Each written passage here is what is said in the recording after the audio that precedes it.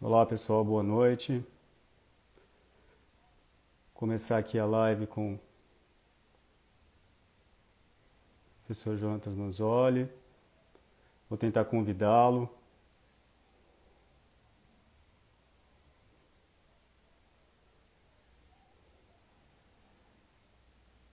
Vamos ver se ele entra aqui com a gente.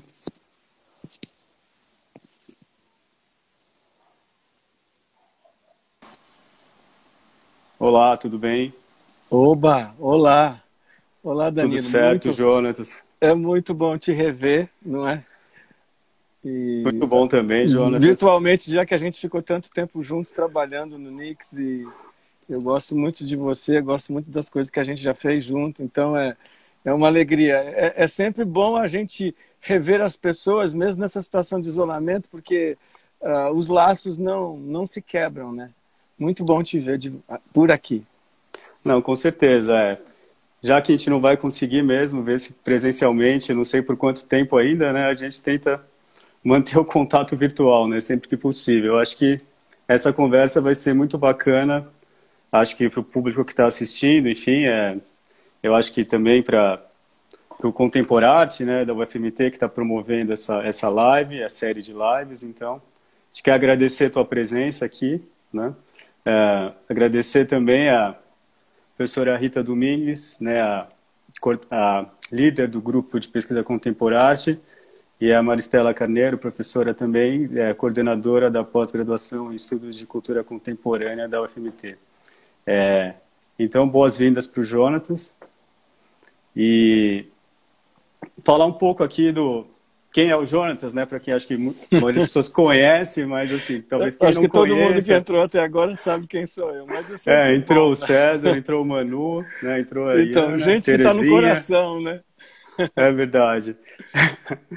Temos aí 11 pessoas ao vivo. Então, o Jonatas aqui é professor, músico, compositor, matemático, combina composição e criação multimodal com foco no diálogo entre música e tecnologia. É pesquisador sênior do CNPq e professor do Instituto Artes da Unicamp, professor titular. E é um dos pioneiros da pesquisa em computação musical no Brasil. E sempre atuou também na pesquisa interdisciplinar. Ele foi coordenador do NICS, que é o Núcleo Interdisciplinar de Comunicação Sonora da Unicamp, foi coordenador por muitos anos, né? Agora, no momento, não é mais, mas sempre coordenou por muitos anos o NICS. E também é pesquisador, colaborador, visitante em vários institutos, como o Instituto de Neuroinformática em Zurique, o Grupo SPEX da Universidade Pompeu Fabra, em Barcelona, colaborador do Carmite, da Universidade McGill, Montreal, e tem vários trabalhos de criação multimodal, né, combinando arte, ciência, vídeo, música, dança, enfim. Tem óperas multimodais, né, e também recebeu vários prêmios, inúmeras concessões, entre eles o Arts and Literary Arts da Rockefeller Foundation, para atuar como artista residente no Bellagio Center, na Itália, em 2018. Então, esse é o Jonatas, agradecendo mais uma vez a presença aqui. Acho que eu falei tudo aqui. Não, isso daí não sou eu, isso daí é o currículo. Eu sou essa pessoa que vocês estão vendo aqui. E quem me conhece sabe que o mais importante para mim é a gente estar sempre junto e a gente conseguir realizar os nossos sonhos, né? E no caso, agora, quando a gente está distante e a gente quer preservar um ensino público gratuito e a gente quer preservar a produção musical no Brasil, num país que está sofrendo, eu acho muito importante a gente ter essa oportunidade de nos vermos e nos reencontrarmos, né? E para falar de música, para falar das coisas que não são caras para nós, né? E acho que também, tirando todo o lado ruim da pandemia que a gente já sabe, talvez uma coisa boa é que a gente tem essa aproximação virtual, né? Essa interação virtual entre as pessoas, acho que aumentou bastante, né? Então, acho que esse seria um lado bom que ficará aí, acho que nos próximos tempos também, né? É. E a Não, é gente, verdade. Tu pode falar. Eu queria dizer que eu tenho saudade da gente tomar o café lá no café com chocolate lá das meninas, o Mother Chocolate, ou os outros lugares que a gente ia. Mas a gente jamais faria uma live, não é? Mas, E essa experiência de eu estar aqui com você, Danilo, tendo em vista que a gente trabalhou junto no seu pós-doc no Nix durante 3 anos, não é? quase 3 anos. Semanalmente, ao mesmo tempo que eu estou feliz, é uma outra experiência, é um outro jeito da gente se comunicar. E se você tivesse em outro lugar, em outro país, etc., a gente continuaria conversando. Eu acho que essas lives são coisas informais que nos ajudam a entender melhor, inclusive, os caminhos nos quais a gente vai prosseguir, né? Dentro da pandemia e futuramente, né? Eu acho que a gente não vai abrir mão desses mecanismos, não.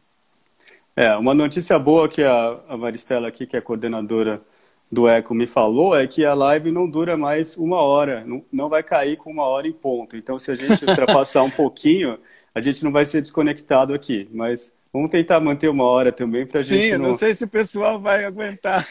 Também não abusar muito Não, de você bola, aqui. Não.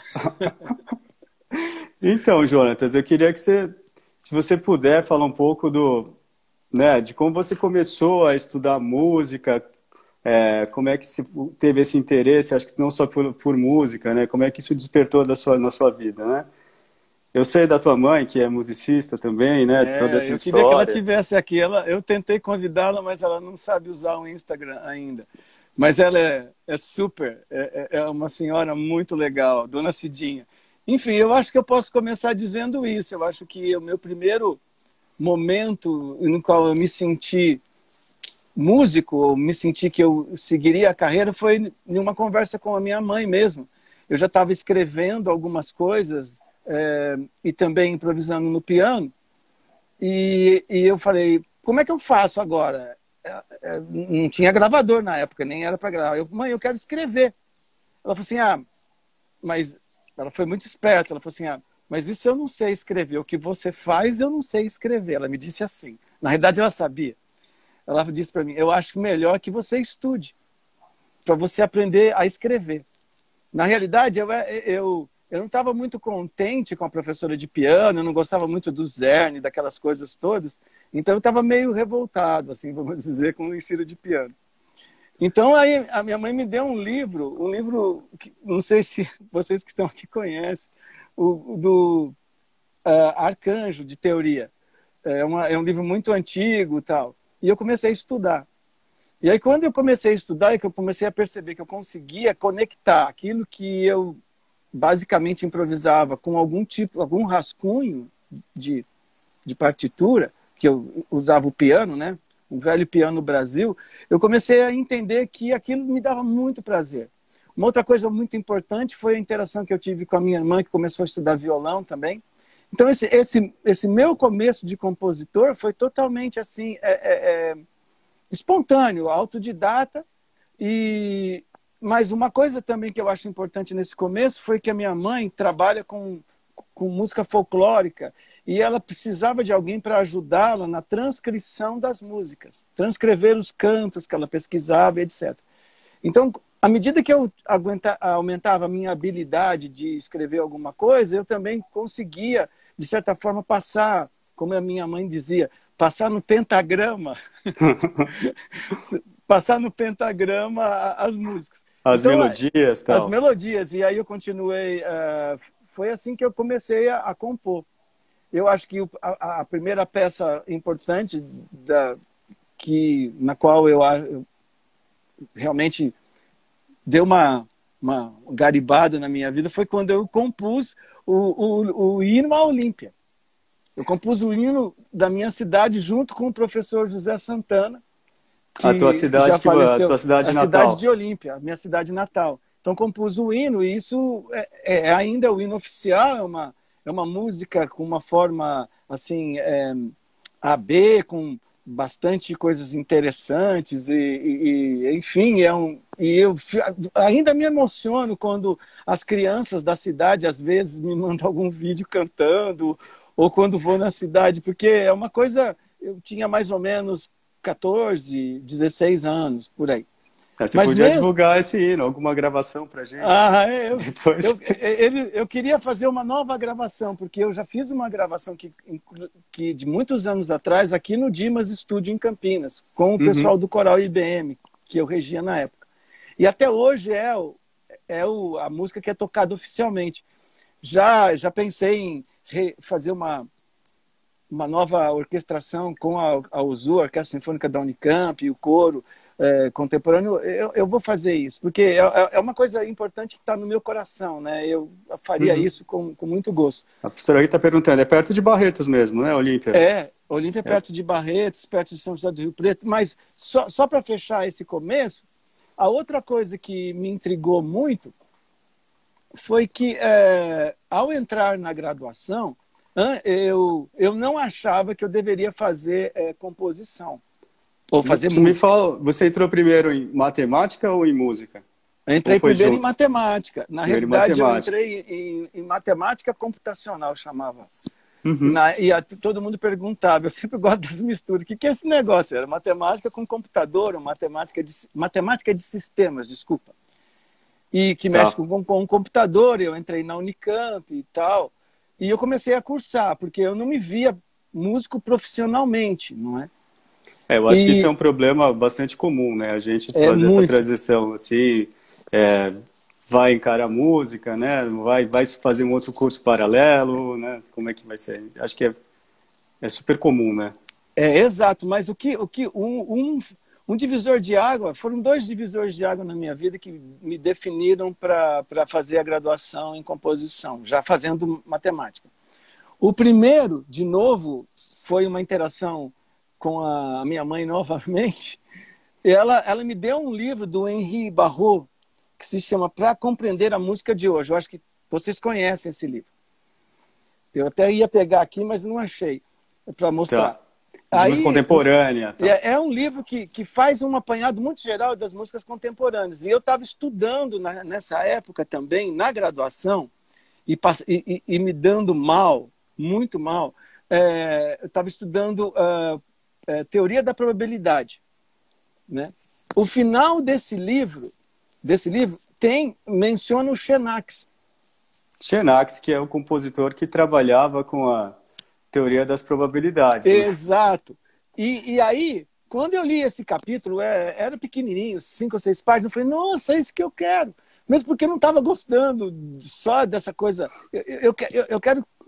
Porque eu gosto de matemática, gosto muito, mas eu acho que a gente tem que olhar também para a matemática como um universo criativo, um universo estético. E eu falei, poxa, se eu conseguir misturar música com matemática, é o meu sonho. Então, quando eu terminei de ler esse livro, eu fiquei desesperado. Eu queria ver alguma coisa desse cara, desse Xenax, né? Aí eu fui lá no departamento de música e procurei o Raul do Vale, que é uma pessoa muito importante, o compositor Raul do Vale, claro. Raul, que foi meu professor, é uma pessoa que eu amo de coração, muito importante na minha formação. Perguntei para ele do Xenax. Ele falou assim, eu estudei com o Xenax, eu conheço tal. Mas eu falei, não tem nada. Ele falou, tem um livro dele. Aí eu vou encurtar, senão vamos ficar falando sobre essa história. Music. Formalized Music. Ele falou assim, este livro está aqui. Tem uma professora de História da Música, a Clarice Dobrawolski, que era polonesa e dava aula de História da Música, ela tem esse livro. Aí eu fui correndo na sala dela, que era ainda naquele pátio ali perto do Banespa, aqui na Unicamp, e perguntei para ela. Eu expliquei, me apresentei, falei que fazia matemática, mas estava... Ela falou assim, eu tenho um livro aqui. Aí ela pegou o livro para mim, falou assim, mas esse livro é meu. Ele não é da biblioteca. Então você não pode emprestar o livro. Aí eu já... Mas ela falou assim, mas você pode ler. Eu falei, como? Ué, desde que você leia na minha sala. Eu falei, mas quando? Ela falou assim, na hora do almoço. Eu falei, mas e como é que eu vou fazer? Ela estava, acho que, do jeito dela, vendo se eu estava mesmo interessado. Estava dificultando as coisas para você ter acesso. Aí você eu falei, queria mesmo. Bom. Aí eu fui, e eu ia, acho que 3 vezes ou 4, não ia todos os dias, mas na hora do almoço eu ia, para ler o livro. E o livro do Xenax não dá para ler, né? Você tem que ir, É, folheava, olhava, tentava sim. entender, passava de um capítulo para outro, mas cada vez mais me apaixonando por tudo aquilo, sem entender muito, e eu tinha muita sorte de ter aquela interação com as aulas que eu estava tendo de probabilidade. E você tinha a gravação também das músicas do Xenax? Tinha, aí comecei a ouvir, principalmente a Corripsis é uma música que me impressiona muito. E por aquela complexidade textural, como é que esse cara faz isso? As pessoas falavam, é música, ele quer descrever o processo cerebral do matemático, é nada disso. O Xenax é um músico, um artista, ele tá muito mais interessado nos sons, nas sonoridades, mas demorei um pouco para tirar esse mito de que a matemática era a música do Xenax. A música do Xenax é a música do Xenax, não é matemática. Mas, enfim, só para fechar isso. Aí, Você sabe que eu fiz minha iniciação científica também sobre o Acorripsis. Sobre a Corripsis? Foi a primeira peça que eu analisei do Xenax. Então vai Mas lá. é muito interessante. Aí, deixa eu fechar. Aí, o que eu queria colocar, e lembrando da Clarice aqui, ela já faleceu, ela começou a deixar uma garrafinha de Coca-Cola e um lanche para mim, para eu, quando eu fosse lá. Então, eu falo isso e me emociono. Porque, poxa vida, né? O que a universidade pública, o que o acesso à informação, aquele livro que era especial daquela professora fez na minha vida. Então, a gente não pode abrir mão disto. As oportunidades que a gente pode oferecer para as pessoas, elas são maiores do que o que a gente é e até a gente não sabe para onde a pessoa vai. Entende? Abrir portas, né? Até onde a pessoa vai. A gente tem que deixar a universidade pública ser assim, para ela criar caminhos que nem existem, entende? E foi isso. Aí depois prestei vestibular para música. Isso é uma boa... E comecei a estudar música. Aí eu levei o curso de música e matemática junto, né? Só queria fechar que do lado da matemática, os meus estudos na matemática, no curso de graduação na matemática, as minhas notas melhoraram todas e eu aumentei a minha carga horária, fazendo os dois cursos. Porque eu comecei... O problema, às vezes, da graduação é que a gente chega sem saber exatamente o que a gente quer. E quando a gente encontra um caminho, tudo fica mais fácil. Porque a gente tem um propósito. Quando a gente tem propósito, as coisas elas não são fáceis nem difíceis. Elas são as coisas que a gente quer, né? Quando a gente entra na graduação, a gente não sabe o que a gente vai encontrar, né? A gente vai descobrindo aos poucos. A gente sabe, tem um professor ali que estuda tal coisa, outro professor que estuda outra coisa, mas a gente acaba descobrindo o caminho próprio, né? E vai seguindo. E é importante ter essas portas abertas, né? Mas tá assim, já tentando encurtar um pouco teu caminho aí, teu percurso. Você também foi fazer doutorado fora, né? No exterior, na Inglaterra. Você foi lá estudar música eletrônica, música eletroacústica. E, enfim, se puder falar um pouco desse período, como é que foi, o que você descobriu por lá. Você falou de uma peça também, Mantiqueira, né, que estava conversando antes. Vou falar. Então, mas eu falei já 20 minutos sobre... Sou muito talkativo, né? Então, vamos lá. Quando eu fui para a Inglaterra, eu tinha terminado o mestrado na matemática e tinha feito um modelo computacional para descrever o timbre orquestral. Ou seja, era uma espécie de semente do que a gente chama hoje de descritores de áudio. Mas eu não vou entrar nessas partes aqui agora. Eu só vou contar mais a narrativa. Quando eu cheguei lá na Inglaterra, eu senti um impacto muito grande e a diferença cultural, principalmente na língua, mas eu tive um orientador muito bonachão, que foi o James Fulkerson, ou Jim, como a gente chamava, e outro orientador que era o Andrew Bentley. Quando eu cheguei lá, eu fui um estudante de doutorado que era um dos precursores de um projeto novo que estava acontecendo na Inglaterra, que chamava Composer Desktop Project, que era passar todo o processo de criação da música eletroacústica para os desktops. Eles começaram, tanto que é Composer Desktop Project. A gente tinha um PDP-11, que era um computador grande para fazer um monte de processamento, mas o CDP, que a gente chamava CDP, ele era uma plataforma. E o Andrew Bentley, que era um dos meus orientadores, era um dos idealizadores desse projeto. Então eu já entrei, né, nesse pacote, e eu acho que a minha experiência na Inglaterra foi muito útil, porque eu aprendi a me aprender. Quando a gente sai de um outro país, a gente consegue se ver melhor. E dentro dessas idas e vindas, o Jim foi para a Holanda. E ele, de novo, deu uma grande oportunidade na minha vida. Ele me convida para eu ir conhecer o STIME Foundation. O STIME é um estúdio que até hoje existe, que é um dos precursores nessa área de desenvolvimento de interfaces gestuais, né? E quem trabalhava lá era o Michel Weisswitz. Então, quando eu chego lá e vejo tudo isso, o meu contato com as interfaces gestuais e o que estava acontecendo na Inglaterra e na Holanda resolveu uma questão fundamental da minha tese, que era qual? Eu estava usando modelos matemáticos super sofisticados, equações não lineares, uma coisa assim muito interessante para produzir sons e o que eu chamava de música em tempo real. Mas um problema que eu tinha, e eu acho que eu resolvi, é que eu não achava nada intuitivo usar aquele monte de números e ficar fazendo cálculo. Não fazia sentido para mim. Eu queria ter algum jeito de pegar aqueles números, de gestualizar aqueles números, de tê-los na mão. Você acha que esse era um problema parecido com o que o Xenakis tinha quando ele fazia? Quando ele compunha? Ele fala, inclusive quando ele fez o IUP, era isso também.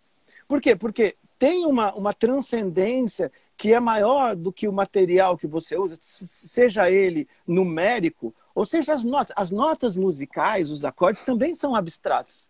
Não adianta, é que nem número. Se você não tem um gosto por aquilo, se aquilo não está na sua pele, não está dentro de você, é igual usar números. Às vezes as pessoas falam, não, mas eu uso notas musicais, eu uso sons. E eu digo, eu uso números, mas se os números não fizerem sentido para mim, e dentro de mim, tanto faz eu usar acordes também. Porque tem uma parte da música que transcende a representação.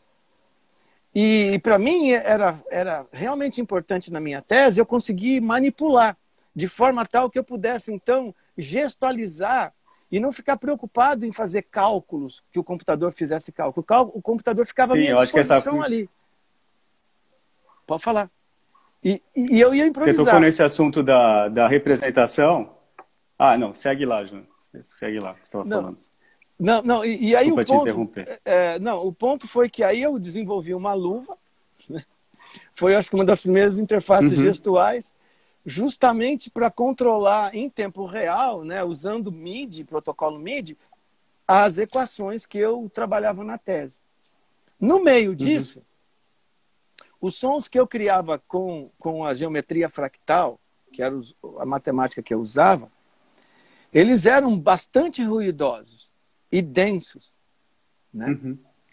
E eu fazia o seguinte, eu chamava aqueles sons, todo mundo falava, música de massas, aquela coisa toda. Eu chamava os meus sons de monolitos, porque eu achava eles muito mais densos do que nuvens de pontos, que nem as nuvens do Ligeti, por exemplo. Então eu compus uma peça, que essa foi a peça que eu acho que mais congelou um pouco sintetiza ali. Todo... Eu congelei? Eita.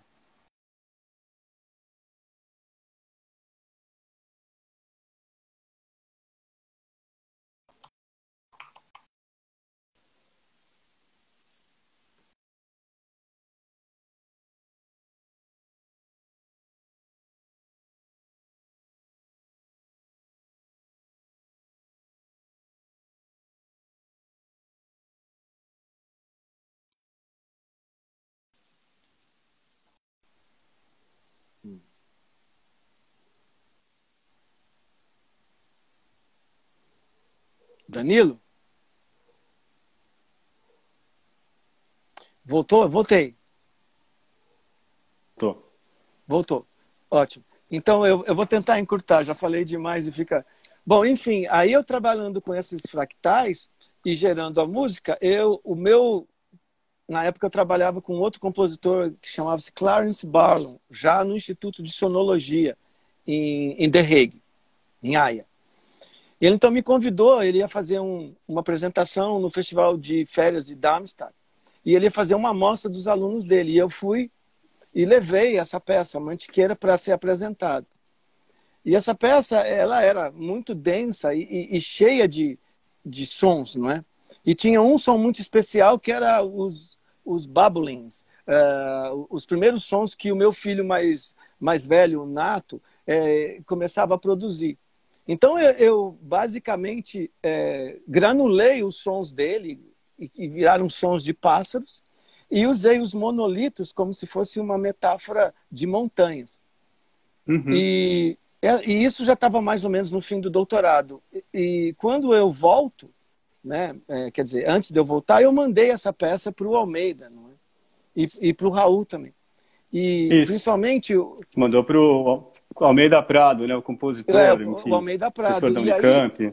Isso. E quando ele ouviu a peça, todo mundo ficava preocupado em falar da matemática, aquele monte de números, e eu também explicava desse jeito. Ele me deu uma aula de estética de novo, falando da minha peça. Ele disse, olha, eu vejo os pássaros, eu vejo as montanhas. É uma carta linda, é uma das coisas mais lindas que eu já recebi analisando uma obra minha. Então, nesse momento de transição, é que eu volto para o Brasil, termino a tese, em 1994, e começo a trabalhar no Nix, né? E o Nix era ali onde é o ginásio multidisciplinar. E a gente começa, então eu volto com esse conhecimento novo, que é a computação musical. E todo mundo Nix, tá me então, é o perguntando. Núcleo Interdisciplinar de Comunicação Sonora. E, enfim, daí você começa já a trabalhar... Bom, você já trabalhava, acho que desde a época de estudante, você teve sempre nesse campo interdisciplinar, entre música e matemática, né? Daí você voltou já para trabalhar no núcleo da Unicamp, que tinha já essa abordagem interdisciplinar, né? Então, o Nix, ele congrega tanto músicos, né? Tem muitos engenheiros também, engenheiros elétricos, enfim, computação também, matemáticos, né? Acho que é um centro muito bacana, assim, de ponta mesmo para trabalhar a música, enfim, o som com essa pegada interdisciplinar mesmo, né? Eu acho que saem muitos trabalhos importantes de lá. Muito. E quando eu vim, o coordenador do Nix era o professor Raul do Vale, o compositor Raul do Vale. E ele me deu carta branca, então a gente começou a realmente implementar essa face do Nix, que na época a gente chamava de computer music, ou computação musical, e junto surgiu também muitos trabalhos interdisciplinares, e aí eu comecei o meu trabalho na Unicamp, né? E fiquei no Nix, ainda estou no Nix por vários anos, não? E você coordenou também o Nix lá por... Quantos anos você coordenou o Nix, Jonas? Foram vários anos, né? Entre coordenador adjunto e coordenador principal, sei lá, uns 10 anos, não sei. Foi bastante. E como é que você vê essa questão de trabalhar num campo interdisciplinar? Eu lembro que uma vez você falou para mim que, assim, acho que foi legal esse conselho, foi interessante, que você trabalhar numa área interdisciplinar, não sei se você lembra disso, né? Como você ficar em cima do muro, ficar em cima do muro, e daí se você está em cima do muro e todo mundo te joga pedra de um lado e do outro do muro. E você não é... E a sabedoria é você segurar as pedras e não jogar de volta nas pessoas que te jogam pedras, né? Você falou essa imagem, eu achei bem interessante. Mas tem uma outra coisa que eu falei. E para que você consiga desviar bem das pedras, você cada vez mais tem que deixar o muro mais largo. Você tem que aumentar o conhecimento, porque a base é o muro, onde você está. Porque essa metáfora ela é legal porque conhecimento interdisciplinar é conhecimento de fronteira. E às vezes os muros onde a gente está não são entre duas áreas, música e matemática. Às vezes são entre 3 áreas, então nem dá para imaginar como é que é essa fronteira. Mas de qualquer forma, quando a gente está na fronteira, o importante é que a gente consiga criar diálogos.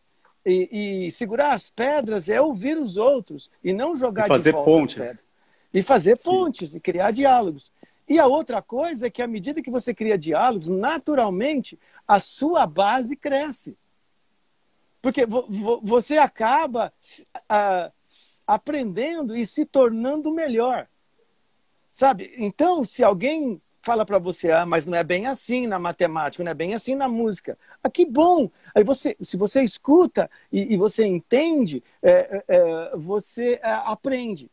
Então, o que eu acho importante do ensino interdisciplinar ou de trabalhar com interdisciplinaridade como a gente trabalha no Nix, é você aprender o diálogo. E, através do diálogo, você expandir o seu conhecimento. Então, eu acho que a outra coisa é que, como é interdisciplinar, ninguém é o dono da verdade. Né? O que é verdadeiro, se for verdadeiro, nesse sentido assim tão épico, né? É o processo de aprendizagem. Né? Sim, enfim, cada área vai ter a sua abordagem, né? As suas preocupações, né? Muitas vezes você trabalha um assunto de um lado, o outro lado nem conhece o assunto, conhece bem, mas com uma outra abordagem, né? Então às vezes os dois lados não se comunicam. E eu acho que uma das coisas muito interessantes do Nix, pelo que eu me lembro, é justamente criar esses diálogos, né? Ter essas interações entre as pessoas, enfim. Que daí acho que o campo, enfim, o conhecimento progride, né? De certa forma. A coisa avança e a gente não fica só fechado numa única abordagem, num único pensamento, né? A gente acaba tendo que ouvir o outro lado também. Não, é isso. Às vezes as pessoas falam, vamos fazer um curso interdisciplinar, a interdisciplinaridade está em moda, coisas desse tipo. Mas a primeira coisa que as pessoas não discutem, e é a primeira que tem que ser discutido, é como é que eu vou fazer para ouvir outra área com a qual eu quero trabalhar. Você fica muito mais preocupado em estabelecer os territórios, exatamente como os...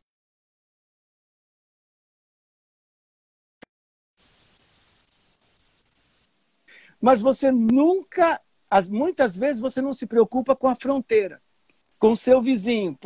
Assim, vamos pegar um exemplo da música, por exemplo, da música computacional.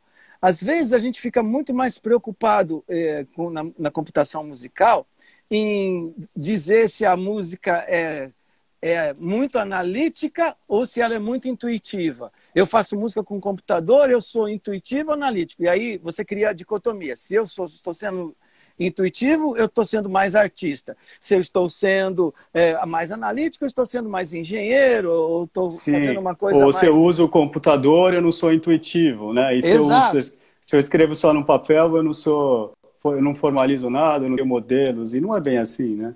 Então, isso é um falso problema. Porque o verdadeiro problema não é o papel que você usa para escrever, mas é a intenção que você tem para escrever. E a intenção, ela vem muito da sua capacidade de olhar os outros e ter propósitos parecidos, é construir pontes.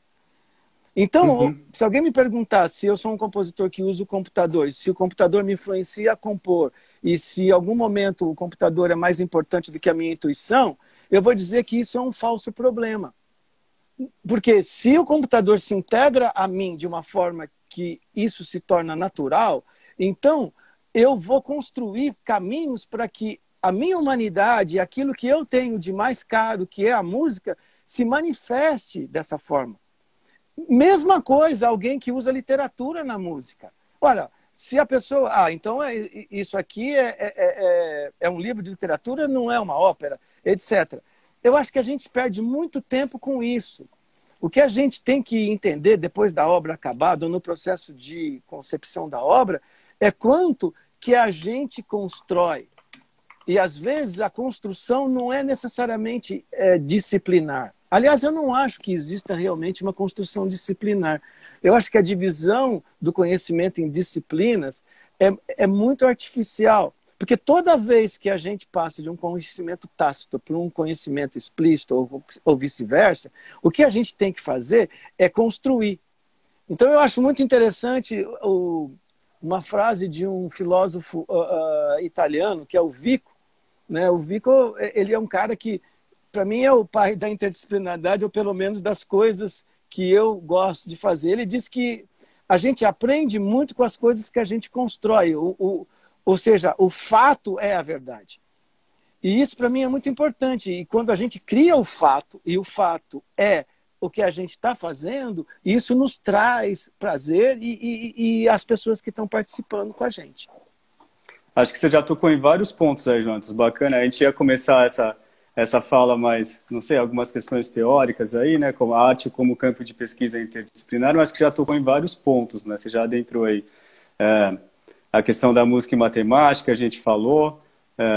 A gente preparou alguma coisa sobre sistemas dinâmicos, composições algorítmicas. Acho que a gente já falou também de composições algorítmicas. Vamos passar por isso. Vamos falar. Mas tem uma coisa legal. Lucas. Ah, pode falar. Não, tem a frase do Lucas, a gente já vai falar, o compositor como tecnologia da inteligência faz parte também da nossa intuição. Perfeito, sem dúvida. É isso. É perfeito. Exatamente.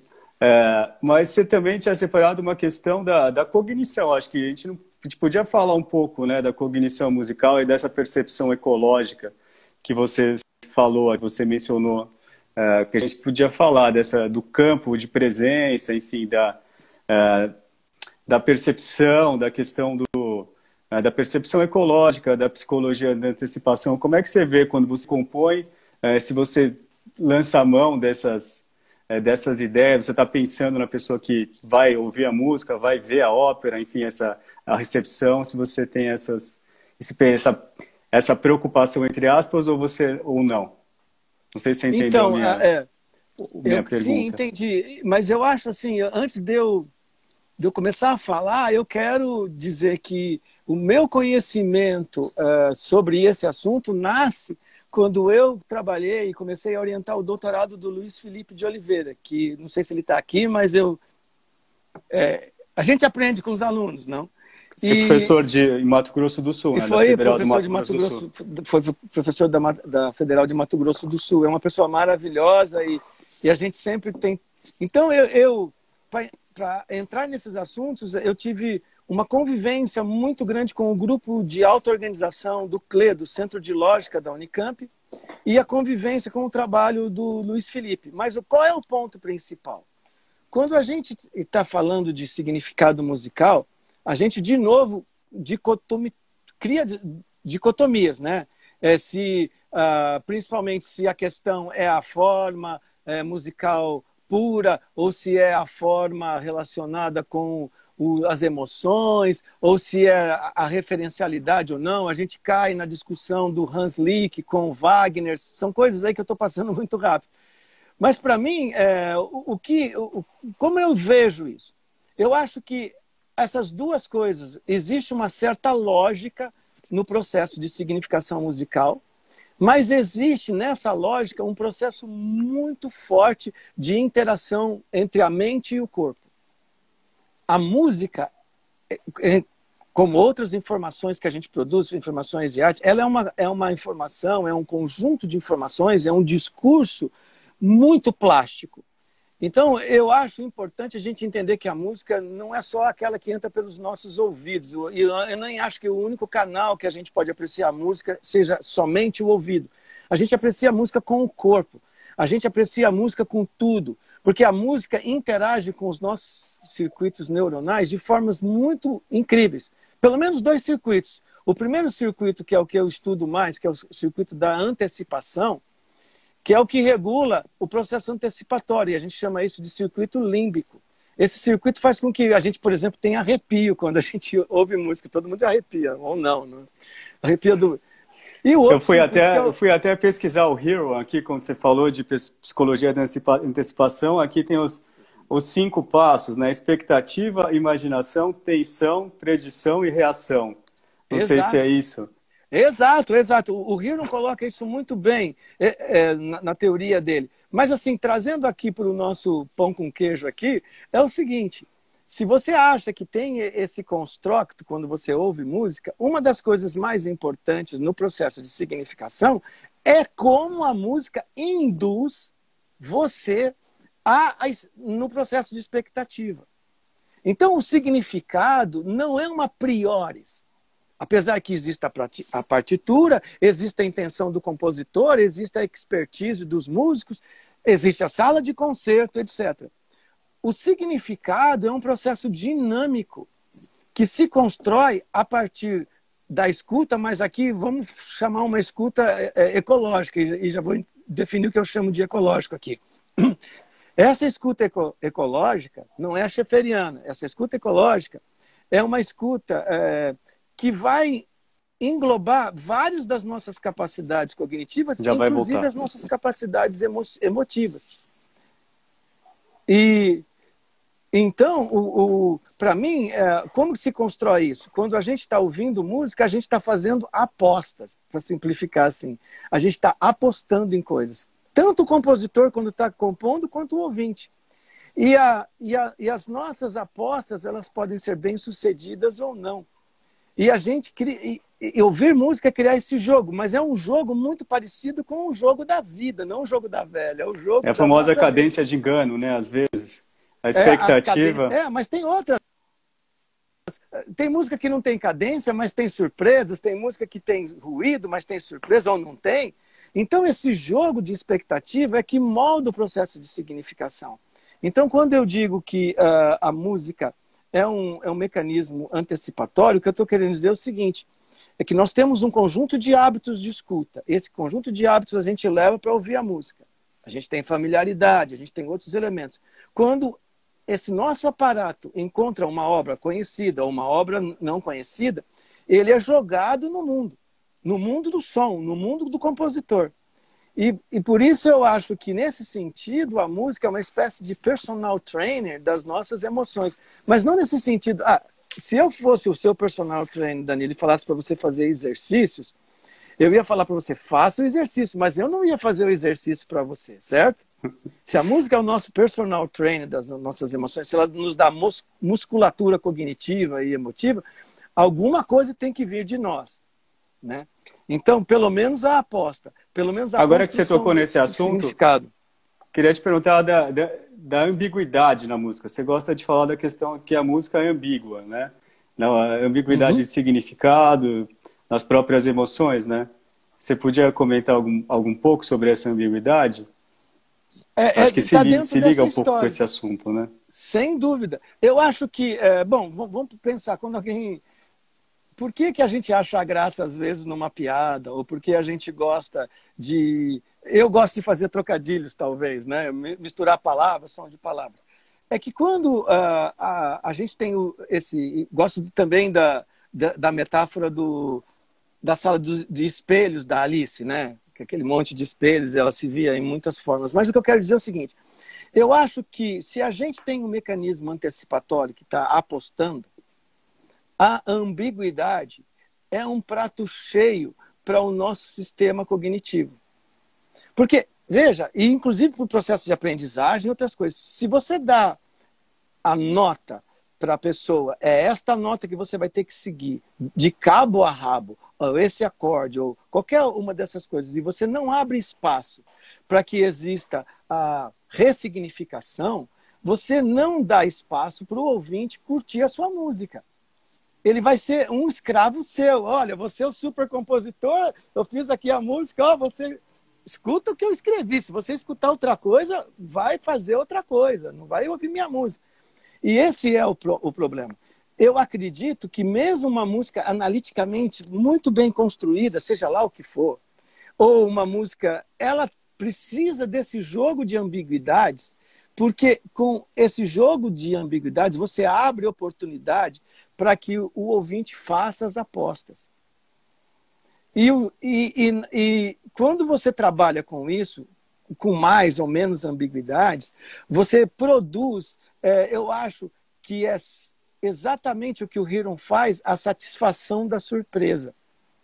Ele fala muito da indução de emoções, mas ele diz que a indução mais bacana, mais interessante no processo antecipatório é a surpresa. Então, se eu estou jogando com ambiguidade e de repente aquela eu desambiguo de uma certa forma, ou eu jogo mais para lá ou mais para cá, o que vai acontecer? Eu vou passar para o meu ouvinte uma oportunidade talvez dele rir-se da minha música ou ampliar o próprio significado que eu não estava esperando. Então, eu acho que tem momentos muito importantes e a música precisa de bifurcações. Sim, Então, às vezes, o compositor... Né, e todas essas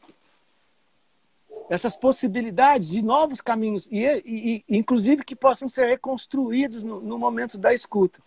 Então, basicamente, é isso. E quando eu falo dessa ideia de cognição ecológica do Gibson, que é bacana, que a gente fala, principalmente o Gibson fala de que a percepção ela é direta, ela não é uma coisa mediada, né?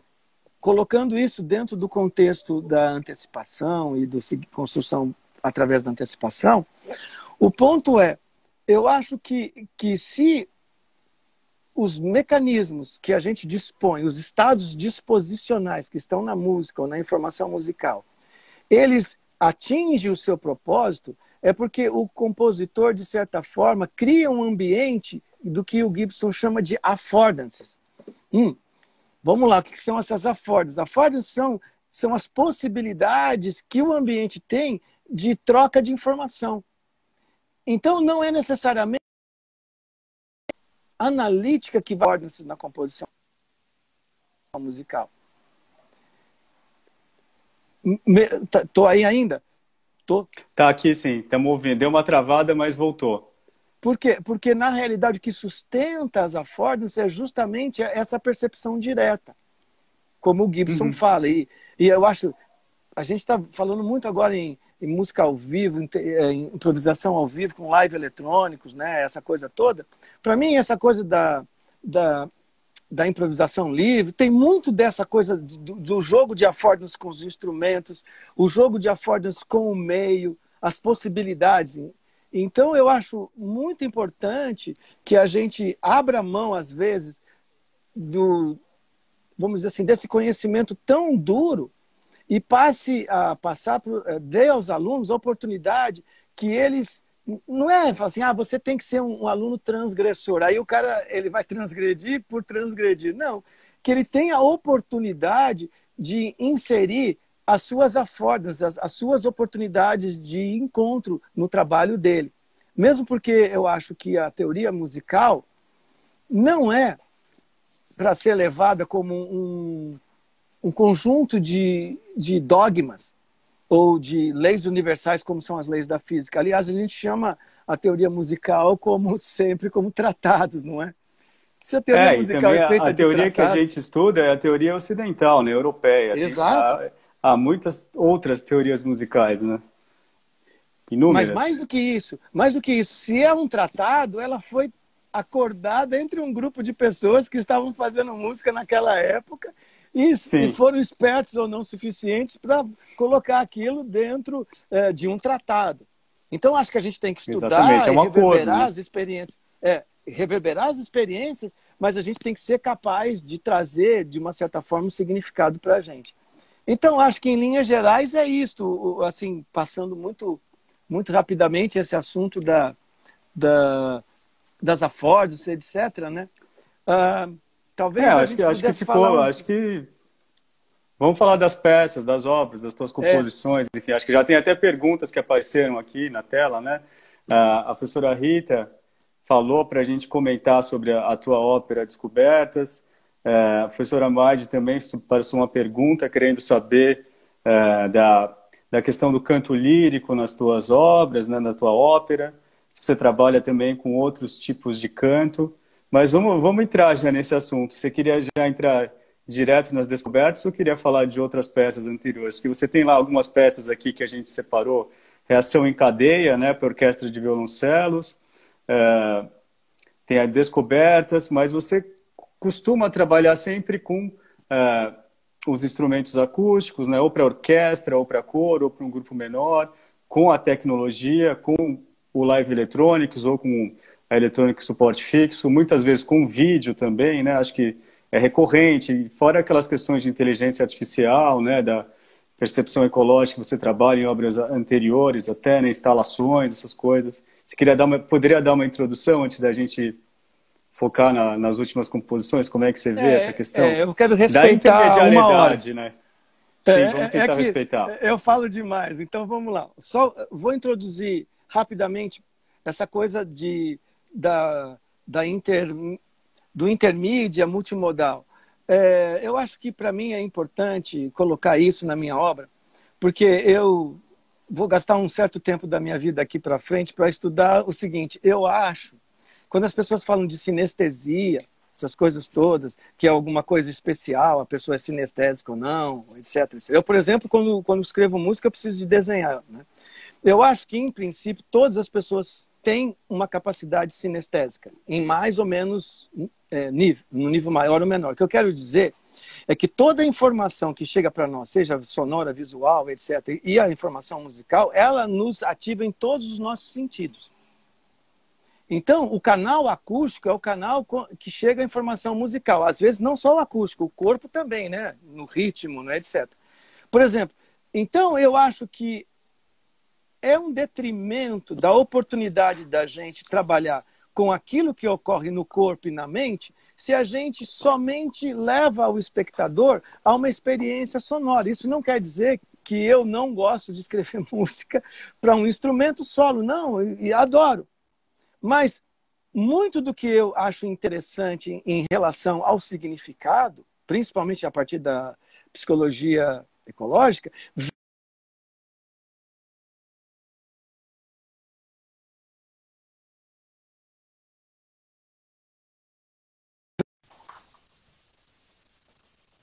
a olhar...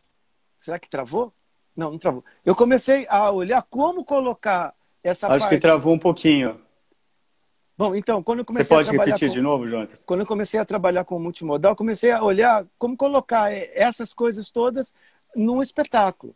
Eu acho que a grande coisa, a primeira coisa que eu fiz com multimodal e que teve muita repercussão foi participar da ADA em 2002, que foi uma instalação multimodal que recebeu 550 pessoas e foi assim, um negócio incrível. E lá eu aprendi muito sobre todas essas coisas que eu pesquiso hoje. Mas, em linhas gerais, é isto. Eu gosto de colocar na minha estética essa minha crença de que o acústico é parte da música, mas não é a música como um todo. E quando eu decidi fazer Descobertas, eu estava nessa transição, não? De, pela primeira vez, escrever uma ópera. E a ópera tinha sido encomendada para celebrar os 50 anos da Unicamp. Então, o que tem de Descobertas que eu acho interessante é que eu abro mão, primeiro, da configuração da orquestra. A orquestra fica dispersa no palco, para a orquestra ser penetrada pela dança. Então, não é uma orquestra que acompanha a dança e não é uma dança que acompanha a orquestra. É uma dança que se mistura com a orquestra. E o palco também, todo o espaço da sala de concerto, a gente usou um sistema octofônico, que até amplificava um pouco o som da orquestra e haveria também elementos de música eletroacústica, tape, etc. Então, a ideia é que a performance de Descobertas era um processo imersivo, no qual você teria as penetrações da dança dentro da música e eu dividia a orquestra em pequenos grupos. E tinha um contínuo. Aliás, se o Manu estiver ainda aqui... acho que a Ângela também entrou, eles fizeram parte de um pequeno contínuo no qual tinha uma harpa, uma guitarra, violão, o sax e o contrabaixo. Saxofone.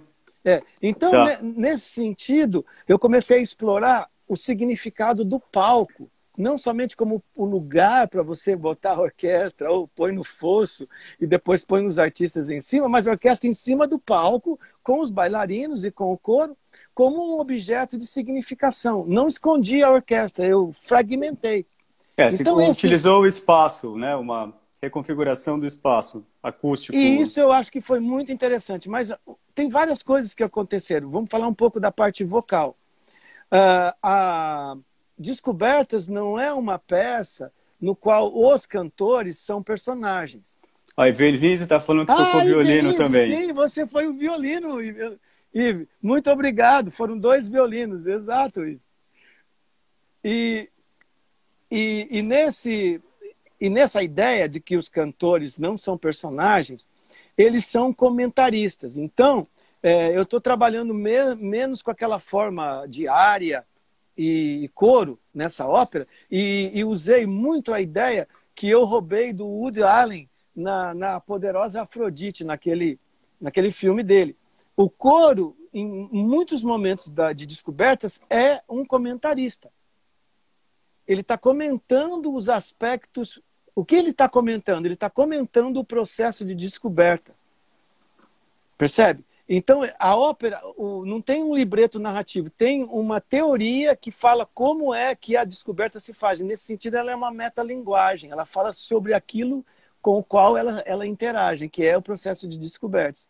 Então, o coro entra na ópera, construtor de texturas, uma cena adicional. Sabe que cortou? Voltou, Danilo?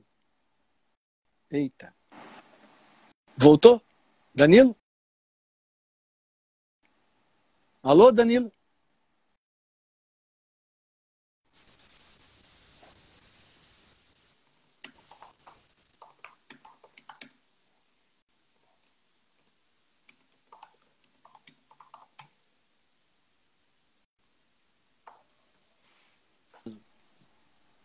Voltou, voltou. Voltou. Então, eu vi que está dando umas travadas, desculpa, gente. Então, e o material vocal é um material de comentários, e os 4 solistas eles ficaram mais à esquerda, à direita do espectador. Não? E o coro ficou distribuído no palco. E eu acho que houve uma simbiose muito grande, mas eu queria às vezes dá uma também trava um pouco e daí vem todo o a áudio interação de uma vez, com né? a dança de descoberta. Daí a gente ouve tudo muito rápido. Mas agora, e agora, como tá? Como tá agora? Tá bem? Danilo? Tá meio Tudo que bem agora? oscilante aqui. Mais ou menos. Veja aí, pessoal, continuo falando, já está quase fechando. Certo. Sim, mas dá para ouvir agora. Estamos Então, conseguindo ouvir. Eu queria comentar alguns elementos cênicos Agora e travou de interação novo. com a voz e com a dança. Eita! Eu vou continuar aqui. Tá bom, vai lá. Os elementos cênicos que são interessantes, por exemplo, a dança faz uma construção muito linda, que são os castelares. Os castelares são aqueles castelos humanos que o pessoal faz lá em Barcelona. E o que eu fiz? Eu decidi trazer os castelares para dentro da ópera, como um significado da construção do movimento e do significado da própria ópera. Então, a Dani Gatti, a professora aqui do Departamento de Dança, ela construiu os castelares, e eram castelares dinâmicos.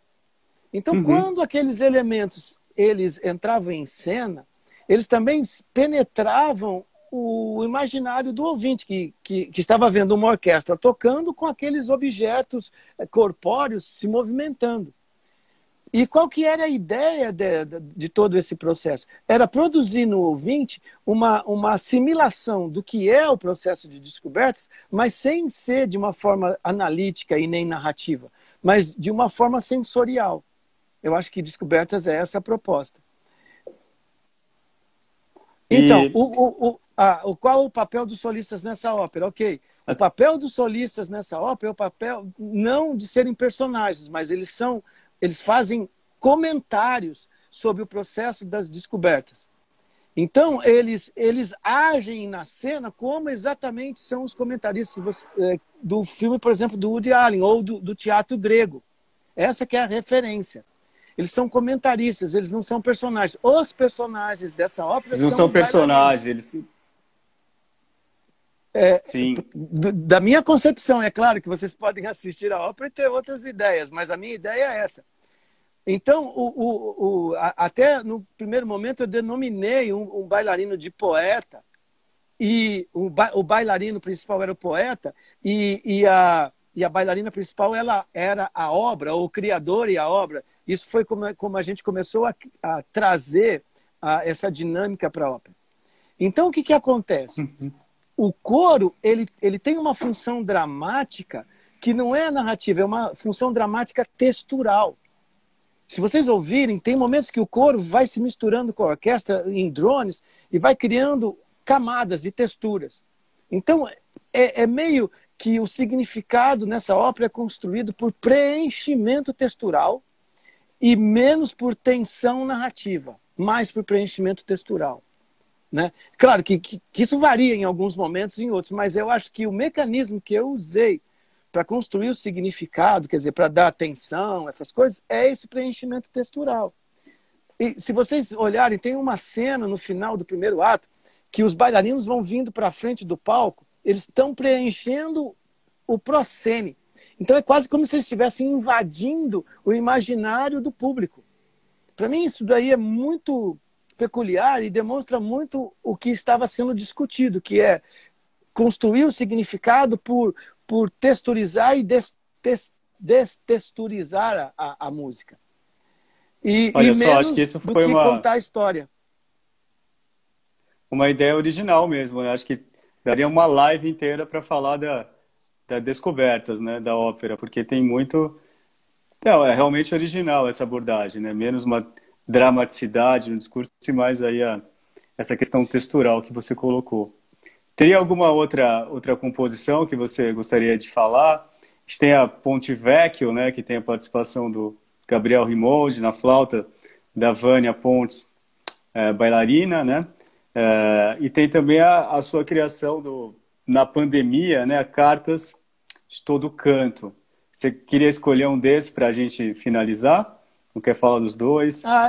Eu queria falar dessas duas coisas, mas eu vou falar rápido. Primeiro, que se vocês acessarem no meu canal do YouTube, Ponte Vecchio, eu queria dizer eu vou colocar que o link do teu canal depois na live que vai ficar gravado. Eu coloco o link para as pessoas poderem assistir as tuas peças. Olha, mas Ponte Vecchio, eu queria dizer que é um grande exemplo de colaboração. Ponte Vecchio eu criei quando eu estava... quando eu vi a projeção na Ponte Vecchio em Florença, e eu fiquei impressionado, isso era perto do Natal, etc. E eu vim com aquelas ideias sonoras e escrevi o tema da flauta, e depois eu sento e improviso no piano, eu faço o piano. E depois a gente trabalhou a Ponte Vecchio dentro do contexto também de uma obra que a gente trabalhou, que foi de uma margem à outra. Então a gente tinha que ter uma ponte, não é? É verdade. Mas o Gabriel Rimoldi, que é o flautista que toca a flauta alto dessa peça, ele, além de executar a peça, ele trabalhou comigo no sentido de dar o significado da peça de duas formas. Primeiro, na interpretação, claro. Mas quando eu passei para ele o material do vídeo e disse para ele, olha, agora o vídeo é interativo de uma certa forma, ele convida,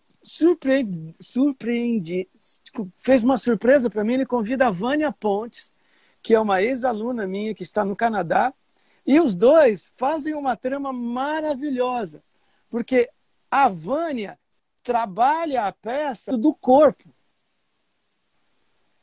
E o Gabriel no sentido sonoro. E aquelas imagens interativas que eu tinha produzido junto com a trilha e o meu piano, funcionam.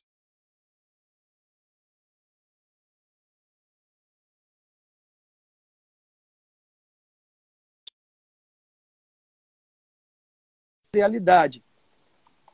E quem vê a peça vai sentir isso. Ela é uma peça que prende muita atenção, mas é porque ela está trabalhando com todos esses sentidos. E a outra coisa que eu queria falar é essa oportunidade que eu estou tendo de escrever as cartas a todo canto.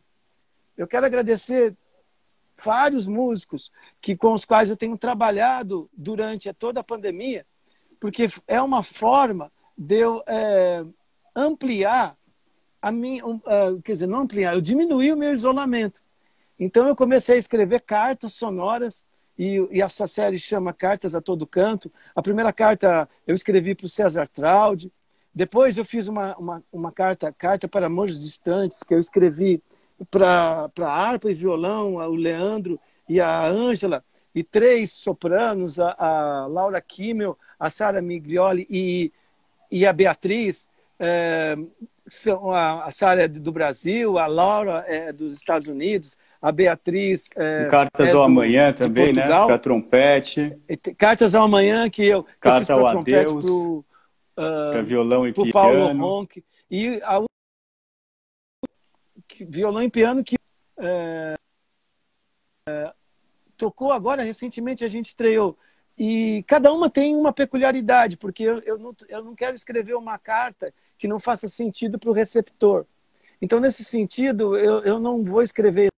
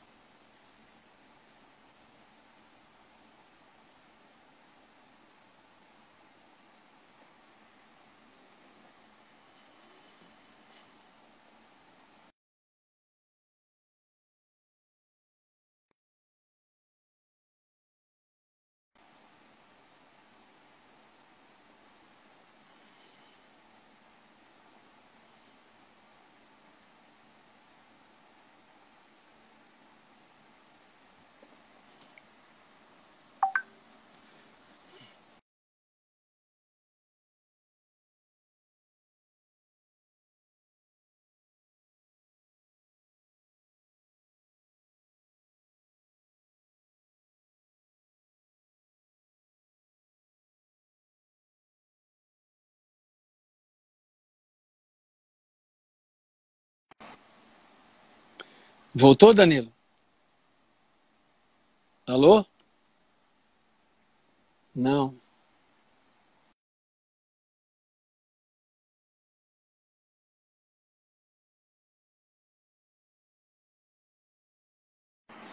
Alô, Danilo? Voltou?